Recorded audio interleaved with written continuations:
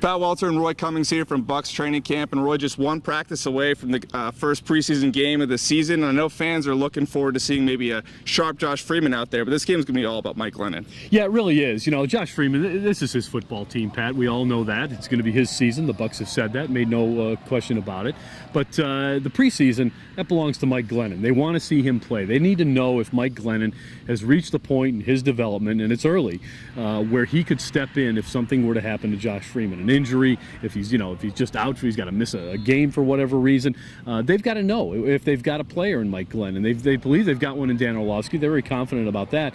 But the key here is they don't necessarily want to keep 3 quarterbacks. They'd like to be able to keep 2. They're probably going to have to keep 3, but a lot depends on how Mike Glennon plays in games like the one on Thursday against Baltimore. And Glennon admitted he's a little bit anxious for his first action, but he's also looking forward to putting some points on the board. I want to move the offense. I want to put points on the board. Just show what I'm able to do, and as a unit, as an offensive unit, be the leader out there and put up good drives, put up points, and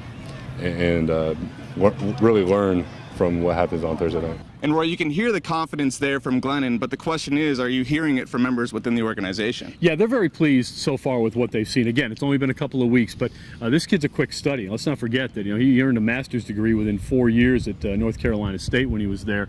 So he's a quick study with the books. He's really picked up the playbook well. Talking to Mike Sullivan today, very happy with what he's done in that regard. It's a massive playbook. It's really detailed. It's very difficult, but he's done a good job of picking that up. The key now is, can he pick up opposing defenses? Can he execute it in the huddle?